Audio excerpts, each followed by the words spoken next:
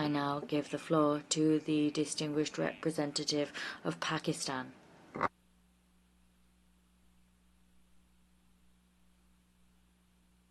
Mr. President, let me begin by thanking you for convening this important debate. The foundational purpose of the United Nations was to save succeeding generations from the scourge of war. At the core of this promise lies the principle of collective action to prevent mass atrocities and uphold the dignity and rights of all people. Yet, the international community's record in this regard has been one of repeated failure, defined by selective morality, strategic silence, and inaction. Nowhere is this failure more apparent than in Gaza. Over 55,000 Palestinians, mostly women and children, have been killed in Israel's brutal military campaign. Over 100,000 have been injured.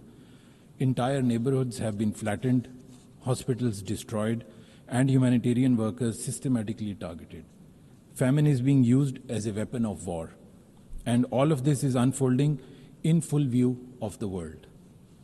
Despite the daily carnage, despite the International Court of Justice's ruling, warning of a plausible genocide, and despite multiple urgent appeals for a ceasefire, including several resolutions adopted by both the General Assembly and the Security Council, meaningful action eludes us. This paralysis has enabled the aggression to persist unchecked, allowing atrocity crimes to unfold with complete impunity.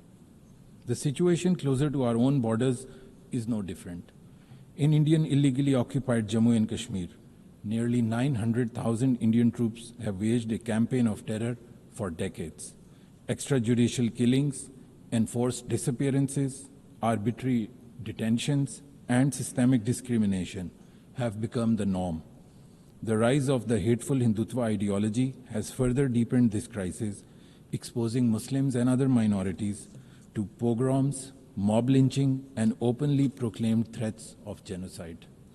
The alarm bells sounded by credible international human rights bodies have been ignored, allowing these atrocities to continue unchecked. The blatant and illegal Indian aggression of 6-7 May 2025 is a stark reminder of this reality. India launched unprovoked attacks against Pakistan, deliberately targeting civilian areas, martyring 35 civilians, including 15 children. These acts were committed in blatant contravention of international humanitarian law and its core principles of distinction, proportionality, and precaution, causing grave and irreparable harm to innocent lives. In response, Pakistan acted with utmost restraint, limiting its measures exclusively to verified military targets. Mr. President, after 20 years, the so-called responsibility to protect stands exposed as a concept rendered meaningless by selective application, double standards, and politicization. Gaza, Kashmir, and countless other situations bear witness to its moral bankruptcy and to the urgent need for a credible, principled, and impartial approach to the protection of the world's most vulnerable. The so-called responsibility to protect, once trumpeted as a universal moral duty, now stands forgotten, a casualty of double standards and political convenience. Pushed with great zeal when useful, the doctrine has quietly been abandoned where its application is most urgent. Its selective invocation has turned what was meant to be a shield for the vulnerable into a smokescreen for inaction. Gaza lays bare this moral bankruptcy. Those who once sermonized about R2P now obstruct even the most basic calls for accountability. When principles are applied only where power permits, they are no longer principles at all, but merely instruments of politics. Mr. President, the international community has repeatedly failed to address the root causes of conflict, missing chances to act before violence takes hold. Instead of reacting to crisis, states and institutions must invest in early warning systems, inclusive policies, and legal protections that prevent marginalization and discrimination. Without tackling these structural drivers, the conditions for atrocity crimes will continue to thrive.